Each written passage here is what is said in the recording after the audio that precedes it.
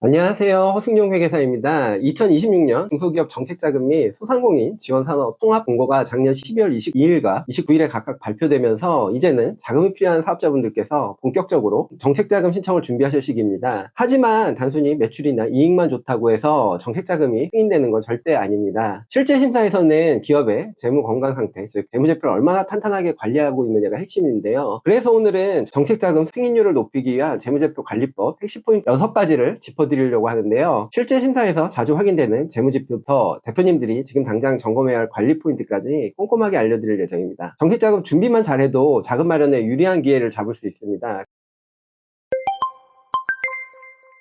첫 번째로 많은 대표님이 실수하시는 부분이 바로 업종 구분입니다. 정책자금 신청에서 업종 구분이 왜 중요할까요? 그 이유는 업종별로 대출 한도가 다르게 적용되기 때문입니다. 예를 들어 제조업은 보통 매출액의 3분의 1에서 4분의 1 수준까지 대출이 가능하고, 도소매업은 매출액의 6분의 1에서 7분의 1 수준, 서비스업은 이보다 낮은 한도가 적용이 됩니다. 그런데 이런 구조를 모른 채 실제로는 제조업을 하고 있음에도 불구하고 도소매업으로 업종을 잘못 구분해서 제품 매출을 상품 매출로 인식하는 경우가 적지 않게 발생합니다. 특히 실제로는 OEM 제조업을 하시는 분들이 우리는 직접 제품을 제조하지 않으니까 도소매업이야 라고 생각을 하시고, 실제로는 OEM 제조업에 해당되지만 도소매업으로 잘못 업종을 분류하는 경우가 많습니다. 문제는 이럴 경우 대출 한도에서 불이익을 받을 수 있고, 더 나아가서는 제조업 기준으로는 승인이 가능했을 자금이 도소매업 기준으로 검토가 돼서 거절이 되는 상황까지 발생할 수 있다는 점입니다. 그리고 더 큰 문제는 이미 신고한 재무제표는 수정신고가 불가능하다는 점인데요. 즉 재무제표는 한번 잘못 반영되면 다시 되돌릴 수 없습니다. 그래서 꼭 체크해 주셔야 하는데요. 우리 회사의 실제 업종이 제조업이라면 매출은 제품 매출, 도소매업이라면 상품 매출로 반영되어야 합니다. 이 매출 구분과 업종 분류가 정확하게 일치하고 있는지 결산 전에 반드시 점검해야 합니다. 다음으로 정책자금 심사에서 가장 먼저 확인이 되는 것은 회사가 돈을 잘 벌고 있는지, 그리고 그 벌어들인 돈으로 이자를 감당할 수 있는지입니다. 이 두 가지를 판단하는 대표적인 수익성 지표가 바로 영업이익과 이자 보상 배율입니다. 영업이익은 기본적으로 정책자금 대출을 받고자 하는 경우에는 특별한 예외적인 경우가 아니라면 영업이익이 플러스여야 합니다. 특히 2년 연속 매출이 크게 줄어들거나 연속해서 영업 손실이 발생한 기업의 경우에는 정책자금 승인 가능성이 크게 낮아집니다. 정책자금은 지속 가능한 기업에 우선 지원되기 때문에 매년 손실이 반복되는 기업은 심사 과정에서 분리할 수밖에 없는데요. 따라서 올해 영업 손실이 예상되는 경우라면 혹시 잘못된 결산으로 인해 영업 손실이 발생한 것은 아닌지 꼼꼼하게 체크해 보시고, 합법적인 범위 내에서 가능하다면 영업이익인 상태에서 올해의 재무제표를 마무리하는 것이 중요하다는 점 알아두시기 바랍니다. 두 번째 수익성 지표는 이자 보상 배율입니다. 이자 보상 배율은 영업이익을 이자 비용으로 나눈 지표를 말하는데요. 차입금에 대한 이자 비용을 어느 정도 감당할 수 있는지를 판단하는 수익성 지표입니다. 이 값이 1보다 작다는 것은 회사가 영업을 통해 번 돈으로 이자조차 감당하지 못한다는 의미가 되는데요. 예를 들어 영업이익이 3천만 원인데 이자 비용이 4천만 원이라면 영업이익으로 이자 비용조차 감당하지 못하는 상황이라는 의미가 됩니다. 정책자금 심사 기준은 일반적으로 이자 보상 배율이 1 이상이 되어야 하고, 안정적인 수익성 지표 관리를 위해서는 이자 보상 배율이 1.5배 이상 유지되는 것이 바람직합니다. 이자 보상 배율의 경우에도 잘못된 결산으로 인해 이자 보상 배율이 낮아지는 경우가 종종 발생하게 됩니다. 예를 들어 고정자산 처분 손실이나 잡손실과 같은 영업의 비용 항목을 영업 비용인 판매 관리비로 잘못 분류하게 되는 경우에는 영업이익이 낮아지게 되어 이자 보상 배율이 낮아지게 될 수 있습니다. 따라서 이자 보상 배율이 적절히 계산되었는지 체크를 위해 영업이익과 영업의 손익 항목 간의 분류가 적절히 이루어졌는지 꼼꼼하게 체크해 볼 필요가 있습니다. 또한 결산 시점에 영업이익이 충분하지 않다면 기존에 비용 처리한 항목 중 일부를 자산으로 전환할 수 있는지 검토해 볼 필요가 있는데요. 예를 들어 연구개발비 중 무형자산에 해당되는 개발비로 계산할 수 있는 여지는 없는지, 그리고 대규모의 수선비 등이 발생한 경우에는 유형자산으로 자본적 지출로 처리를 할 수 있는 여지는 없는지 확인해 볼 필요가 있습니다. 이러한 합법적인 조정이 이루어질 경우 영업이익이 개선돼서 이자 보상 배율이 좋아지는 효과를 기대할 수 있다는 점 알아두시기 바랍니다. 그리고 수익성 지표에 이어서 정책자금 심사에서 가장 중요하게 그리고 엄격하게 보는 지표가 또 하나 있는데요. 바로 자본 잠식 여부입니다. 이 항목에서 문제가 발생하면 다른 지표를 아무리 잘 관리한다 해도 정책자금 승인이 안 될 수 있는데요. 자본 잠식이란 회사가 영업 과정에서 발생한 누적 적자로 인해 그동안 벌어둔 돈인 이익잉여금을 모두 다 까먹고 나가서 대표님이 처음에 회사에 넣었던 자본금까지 자본까지 모두 잠식되기 시작한 상태를 말합니다. 일반적으로 지속적인 손실이 발생한 기업에서 나타나게 되는 현상이 바로 자본 잠식인데요. 보통 회계적으로는 부분 자본 잠식과 완전 자본 잠식으로 나눠지는데요. 부분 자본 잠식은 회사의 자본 총계가 납입한 자본금보다 적은 상태를 말합니다. 그리고 전액 자본 잠식은 자본의 합계가 0 이하, 즉 마이너스 된 상태를 말하는데요. 즉 회사 장부로 보면 갚아야 할 돈이 회사의 자산보다도 더 많다는 뜻입니다. 대부분의 정식자금 심사기관에서는 자기 자본 전액 잠식 상태를 명확한 심사 거절 사유로 보고 있는데요. 이유는 정말 단순합니다. 자본 잠식 기업은 재무적으로 회상 가능성이 매우 낮기 때문인데요. 정책자금은 기업의 회생 지원이 아니라 정상적인 기업의 성장을 돕는 자금에 해당되기 때문입니다. 따라서 전액 자본 잠식 상태라면 대표님 개인 신용이나 개인 사업자 또는 법인의 매출 규모에 관계없이 정책자금 승인은 사실상 어렵다고 보셔야 합니다. 혹시 결산 전에 자본 총계가 마이너스인지 반드시 확인하시고 자본 잠식이 된 경우라면 증자나 가수금이 있는 경우에는 가수금을 자본금으로 전환하는 것과 같은 방법을 통해 회사의 자본 잠식 상태를 개선해 주는 것이 필요합니다. 회사의 자본 잠식은 나중에 해결하면 되는 문제가 아니라 정책자금 심사 이전에 반드시 제거해야 할 중요한 재무 리스크라는 점 꼭 기억해 주시기 바랍니다. 다음은 부채 비율입니다. 부채 비율이란 기업이 얼마나 남의 돈, 즉 부채에 의존하고 있는지를 보여주는 재무 지표인데요. 공식은 간단합니다. 회사의 부채 총액을 자본 총계로 나눈 후 여기에 100을 곱한 비율인데요. 내 자본 대비 빌린 돈, 즉 부채의 비율이 몇 배나 되는지를 나타내는 지표입니다. 예를 들어 자본 총계가 1억인데 부채가 3억 원이면 부채 비율은 300%가 됩니다. 보통 정책자금 심사 시 이 부채 비율을 아주 중요하게 보는데요. 보통은 업종별로 정해진 부채 비율을 초과하게 되면 대출 승인에 제한을 받게 되는 경우가 많습니다. 대출 기관이나 업종 등에 따라서 대출이 제한되는 부채 비율이 달라지긴 하는데 실무적으로는 300% 이하일 때 심사 통과 확률이 높아지게 되고요. 그 이유는 심사 담당자가 느끼기에 이 기업이 그래도 부채에 너무 의존하지 않네라는 안정감을 줄 수 있기 때문입니다. 부채와 관련해서 특히 문제는 대표님이 급한 자금 사정을 해결하려고 법인에 돈을 넣어주는 경우입니다. 이렇게 넣은 돈은 대부분 가수금으로 처리되는데요. 문제는 이 가수금도 부채로 인식된다는 점입니다. 즉 대표님이 법인을 도와주려고 돈을 넣었는데 오히려 이게 부채 비율을 더 악화시켜서 정책자금 심사에 감점 요소가 되는 아이러니한 상황이 발생하게 되는 건데요. 더 큰 문제는 심사기관이나 금융기관이 이 가수금을 언제든 대표님이 다시 가져갈 수 있는 돈, 즉 단기성 부채로 본다는 것입니다. 법인에 가수금이 많게 되면 자금지원 심사가 보수적으로 바뀔 수밖에 없게 되는데요. 만약 법인에 자금 여력이 있다면 가수금을 상환해 부채를 줄이는 것이 가장 좋습니다. 하지만 당장 현금이 부족해서 가수금 상환이 어렵다면 대표님이 빌려준 가수금을 자본금으로 바꿔주는 방법이 있습니다. 즉 법인의 주식으로 전환하게 되는 건데요. 이렇게 되면 회사의 부채는 줄고 자본은 늘어나게 돼서 부채 비율이 크게 개선되어 법인의 자본 잠식 해소될 수 있고요. 특히 가수금 출자 전환은 재무구조를 한 번에 개선할 수 있는 강력한 수단이기 때문에 정책자금 심사 전에 미리 준비해두면 긍정적인 평가를 받을 수 있습니다. 다음으로는 유동비율입니다. 이 지표는 기업이 1년 안에 갚아야 할 빚, 즉 유동부채를 1년 안에 현금화할 수 있는 자산, 즉 유동자산으로 얼마나 감당할 수 있는지를 나타냅니다. 공식은 간단합니다. 유동비율은 유동자산을 유동부채로 나누고 여기에 100을 곱한 비율을 말하는데요. 예를 들어 유동자산이 3억, 유동부채가 2억이라면 유동비율은 150%가 됩니다. 반대로 유동자산이 1억이고 유동부채가 1억 5천만 원이라면 유동비율은 66%로 낮은 수준이 됩니다. 이런 경우 정책자금 심사에서 단기 유동성 위기 가능성으로 간주되어 감점 요인이 되는데요. 유동비율이 100% 미만이라는 것은 당장 갚아야 할 단기 부채보다 지금 당장 현금화할 수 있는 자산이 더 적다는 의미입니다. 즉 사업자의 신용도 하락이나 정책자금 심사의 탈락 사유로 작용할 수 있습니다. 일반적으로 유동비율이 200% 이상이면 안정적인 유동성 구조로 평가받는데요. 이는 은행이나 정책기관이 이 기업은 급한 돈을 갚을 여력은 있겠네라고 판단하게 만드는 중요한 요소입니다. 앞서 유동비율이 낮으면 정책자금 심사에서 불리할 수 있다고 말씀드렸는데요. 그렇다면 실제 유동비율을 어떻게 계산할 수 있을까요? 지금부터 대표님께서 직접 적용할 수 있는 결산 실무 팁을 알려드리겠습니다. 만기가 1년 이내인 차입금이라도 금융기관과 계약을 통해 연장이 확정되어 있는 차입금은 회계기준상 장기 차입금으로 분류가 가능합니다. 이렇게 분류를 바꾸면 해당 차입금은 유동부채가 아니라 비유동부채로 잡히게 되기 때문에 유동부채가 줄어들게 되고 따라서 유동비율은 개선되는 효과가 있습니다. 단 이를 위해서는 금융기관으로부터 차입금 만기 연장 확인서나 약정서가 필요하기 때문에 연말 전 은행과 미리 협의해서 서류를 확보해 두는 것이 중요합니다. 두 번째 팁은 바로 연말에 자금 지출 타이밍을 조절하는 건데요. 예를 들어 1월 초에 지급할 급여나 외주비, 외상값 등이 있다면 자금 여력이 허락하는 선에서 부채 지급에 따른 유동비율 개선 정도를 고려해서 일정 부분을 12월 말에 선지급하는 것도 좋은 전략입니다. 이렇게 하면 유동부채인 미지급금이 결산 시점에 줄어들게 되기 때문에 유동비율이 개선되는 되는 효과로 이어져 재무제표가 훨씬 좋아 보이게 됩니다. 이건 단순히 숫자를 바꾸는 것이 아니라 지출 시점을 조정해 부채를 줄일 수 있는 실무 전략입니다. 마지막으로 꼭 짚고 넘어가야 할 항목이 있습니다. 바로 재무제표에 있으면 심사에 매우 불리한 항목인데요. 바로 가지급금입니다. 가지급금은 간단히 말해 회사 돈이 빠져나갔지만 아직 정산되지 않은 상태에 있는 비용을 말하는데요. 대표적인 예로는 대표자가 회사에서 돈을 가져간 경우 대표자가 회사의 자금을 사적으로 이용한 것 아니냐라는 의심을 받을 수도 있고요. 그리고 또는 대표자에게 돈을 빌려준 것으로 간주가 돼서 회사에 돈이 여유가 있으면서 왜 정책자금을 신청하느냐는 질문이 나올 수도 있습니다. 이처럼 가지급금은 자금관리에 대한 신뢰를 심각하게 깎아먹는 항목이 될 수 있는데요. 그래서 가지급금이 있으면 정책자금 승인 가능성이 낮아질 수 있고요. 회계 투명성 부족이나 자금관리 부실이라는 강한 부정적인 인상을 심어줄 수 있기 때문입니다. 은행 대출에서도 가지급금은 부정적인 요소로 보는데요. 실제로 대표자가 회사 자금을 무단 인출한 것처럼 볼 수 있기 때문에 이나 배임으로 의심받기도 하고요. 회사의 신용등급이 하락하거나 이로 인해 대출 자체가 거절될 수도 있습니다. 따라서 재무제표에 가지급금이 남아있는 상태에서 정책자금 신청을 하는 건 매우 불리할 수 있고요. 따라서 가능하다면 확정 결산 전에 가지급금을 꼭 정리해 주시길 권장드립니다. 정책자금을 상담하다 보면 많은 대표님들이 이렇게 말씀하시는데요. 우린 세무사 사무실에서 장부 다 해주니까 재무제표도 당연히 알아서 맞춰주는 거 아닌가요? 하지만 이건 정말 위험한 오해입니다. 대부분의 기업은 세무대리인에게 세금 신고 목적으로 장부를 맡기고 있습니다. 즉 세금 신고 목적으로 장부를 정리하는 것이 일반적인 건데요. 그런데 정책자금 심사에서는 다릅니다. 여기서는 세금이 아니라 재무 비율과 기업 건전성을 들여다봅니다. 즉 세무적인 결산과 재무 비율 관리, 목적의 결산은 접근 방식 자체가 다릅니다. 그래서 정책자금 신청을 앞둔 기업이라면 반드시 최종 결산 전에 미리 확인하셔야 되고요. 우리 회사가 자본 잠식 상태인지, 부채 비율은 괜찮은지, 가지급금 가수금은 정리가 되어 있는지 이런 부분을 미리 체크하고 조정하지 않으면 결산이 확정되고 세금 신고된 후에는 이미 숫자가 확정돼 버려서 소급 조정이 어렵거나 불가능해지고 정책자금 승인에 어려움이 발생할 수 있다는 점 꼭 기억해 주시기 바랍니다. 정책자금은 기업 운영에 있어 굉장히 중요한 동력이 됩니다. 하지만 이 자금을 받기 위해서는 보이지 않는 신용, 즉 재무제표 속 신뢰가 있어야 합니다. 오늘 설명드린 항목들 그냥 세금과 광고만으로는 해결되지 않습니다. 대표님이 전략적으로 관리하셔야 할 중요한 영역입니다. 지금이라도 늦지 않았고요. 재무제표 잘 확인하신다면 정책자금 신청의 문은 더 쉽게 열릴 수 있다는 점 기억해 주시길 바라면서 저는 다음에 더 유익한 정보로 다시 찾아뵙도록 하겠습니다. 이상 허승용 회계사였습니다. 감사합니다.